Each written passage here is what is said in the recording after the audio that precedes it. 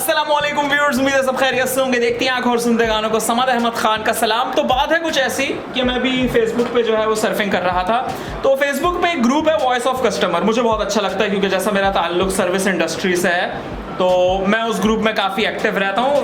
Active से मुराद लोगों की जो कंप्लेंट्स हैं वो मैं देख रहा होता हूँ। और वॉइस ऑफ कस्टमर ग्रुप में होता क्या है कि जो लोगों को रिटेल स्टोर्स, ऑनलाइन ऐप्स या किसी भी ई स्टोर से जो है वो कंप्लेन होती है बीइंग अ कस्टमर, तो वहाँ पे वो अपना इशू पोस्ट करते हैं। तो मैं वो देख रहा था कुछ दिनों से कि वो इश्यूज बढ़ते जा रहे थे, बढ़ते जा रहे हैं और बढ़ते जा रहे हैं, और उसको मेरे ख्याल में कोई रिजॉल्व करने वाला नहीं है या उसके ऊपर कोई मतलब लोग तो एक्शन लेते हैं लेकिन जो हमारी गवर्नमेंट को एक्शन लेना चाहिए, चाहे वो प्रोविंशियल गवर्नमेंट हो चाहे वो फेडरल गवर्नमेंट हो, वो उसके ऊपर एक्शन नहीं ले रहे। आप खुद भी voice of customer group check करेंगे ना तो आप नोटिस करेंगे लोगों की पोस्टिंग दिन ब दिन बढ़ रही है, और जिस स्टोर के खिलाफ, जिस रिटेलर के खिलाफ, ऑनलाइन एप्लीकेशन के खिलाफ जो है वो कंप्लेन होती है वो सॉरी करके क्लोज कर देते हैं लेकिन प्रॉपर सोल्यूशन नहीं देते। हमारे यहाँ सर्विस इंडस्ट्री में जब कोई भी मिसहैप होता है, कोई भी गलती होती है, कोई कंप्लेंट आती है तो उसके ऊपर हम कंपनसेशन देते हैं। कंपनसेशन की जो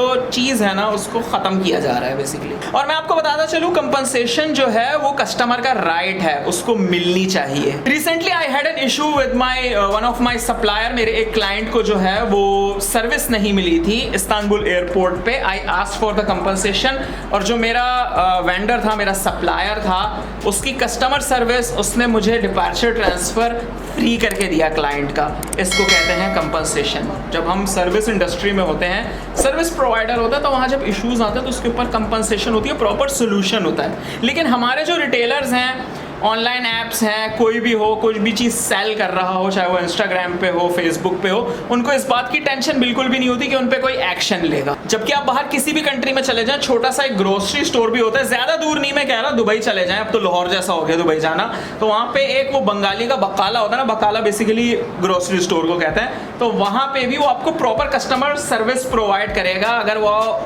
अगर आपसे बदतमीज़ी करता है या अगर वो आपको सर्विस सही प्रोवाइड नहीं करता, आप कंप्लेन कर सकते हैं पुलिस को और वहाँ पे गवर्नमेंट एक्शन लेती है, भले छोटा सा स्टोर भी क्यों ना हो, एक्शन लिया जाता है। तो गुड्स कस्टमर सर्विस पे ना मैं आज आप लोगों को एक स्टोरी सुनाना चाहता हूँ, और उस स्टोरी का मोरल ही ये है, गुड कस्टमर सर्विस। और ये स्टोरी हर उसके लिए है जो सर्विस इंडस्ट्री से ताल्लुक़ रखता है, कुछ ना कुछ सेल कर रहा है, भले वो ऑनलाइन सेल कर रहा हो, कोई रिटेलर हो, कोई ऐप हो। ख़ास तौर पर जो ईटरीज की जो ऐप है, सॉर्ट गाइड पे आप लोगों ने देखा होगा, सॉर्ट गाइड एक फेसबुक पे ग्रुप है जहाँ पे लोग किसी भी लोकल में जाते हैं, किसी भी रेस्टोरेंट में जाते हैं तो वहाँ का रिव्यू देते हैं। वहाँ रिव्यू से ज़्यादा आजकल कंप्लेंट्स आ रही हैं, तो इसका मतलब जो हमारी लोकल ईटरीज हैं और जो रेस्टोरेंट्स हैं वो भी अब इस बात का उन्होंने जहन में बैठा लिया है कि हम पे कोई एक्शन नहीं लेगा। कोई भी इशू आता है कस्टमर को, हम सॉरी बोल के चैप्टर क्लोज कर देंगे। So let's get back to the story जो मैं आपको बताने लगा था गुड कस्टमर सर्विस पे। तो बात है कुछ ऐसी, मैं आपको बात बताने लगा हूँ 1880 या 90 के करीब की है। फिलाडेल्फिया शहर में यूएस के एक ओल्ड कपल था, हस्बैंड एंड वाइफ थे, वो होटल फाइंड कर रहे थे and it was a stormy and rainy night. तो वो कपल गया रिसेप्शन पे, उन्होंने फ्रंट डेस्क मैनेजर से रूम की इंक्वायरी करी, रिक्वेस्ट करी रूम की। तो मैनेजर ने बताया उन्हें कि शहर में 3 कन्वेंशंस हो रहे हैं जिसकी वजह से उसके पास कोई रूम अवेलेबल नहीं है, लेकिन उसने कहा कि मेरा रूम अवेलेबल है, आप मेरे रूम में स्टे कर लें। It's not like a sweet but it's a good room. Sweet basically कहते हैं होटल में जो सबसे बड़ा सबसे अच्छा कमरा होता है, दैट्स स्वीट।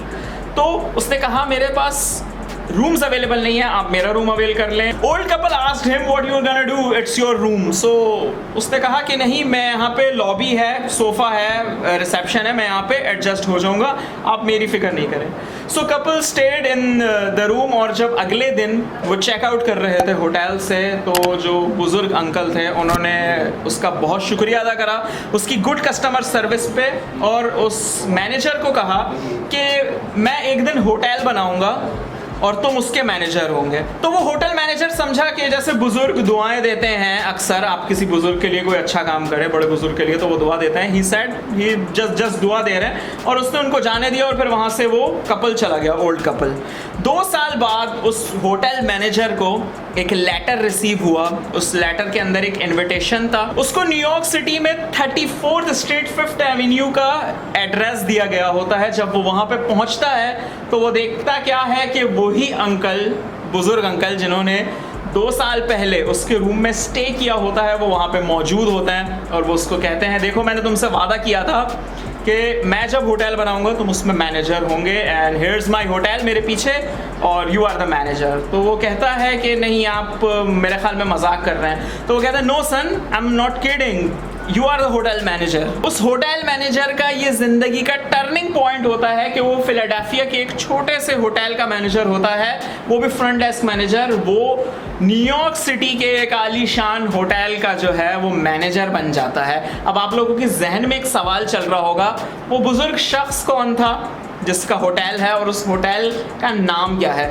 तो वो जो बुजुर्ग शख्स थे वो थे सर विलियम वॉल्डोफ एस्टोर और होटल का नाम था वर्ल्ड ऑफ एस्टोरिया।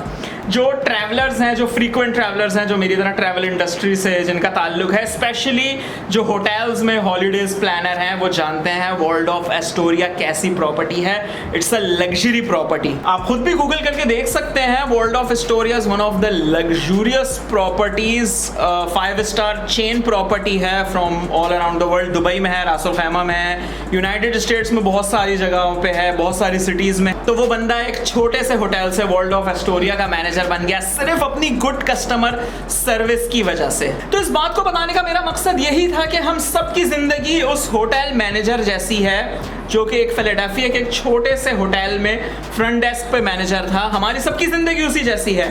कौन सा कस्टमर हमारी जिंदगी का टर्निंग पॉइंट हो हम नहीं जानते, चाहे वो 2 साल बाद है, चाहे वो 10 साल बाद है, 20 साल बाद है। कोई एक कस्टमर ऐसा ज़रूर आता है जो आपकी ज़िंदगी बदल देता है, जो आपकी ज़िंदगी का टर्निंग पॉइंट होता है। तो मेरी बात का मुद्दा बहुत छोटा सा है, सिर्फ गुड कस्टमर सर्विस। अगर आपको ज़िंदगी में कहीं भी बैड कस्टमर सर्विस का सामना हुआ है तो इस वीडियो को उस शख्स तक ज़रूर पहुंचाइएगा जिसने आपको बैड कस्टमर सर्विस प्रोवाइड की थी। आप खुद सर्विस प्रोवाइडर हैं तो फिर मुझे और ज़्यादा बताने की ज़रूरत नहीं है, आप सर्विस प्रोवाइड करना स्टार्ट करें क्लाइंट को। This is it, thanks for watching. अपने रिव्यूज ज़रूर वीडियो के बारे में जो भी आप लिखना चाहते हैं कमेंट बॉक्स में लिख सकते हैं। अपना ख्याल रखिएगा। Thanks for watching. अल्लाह हाफिज़।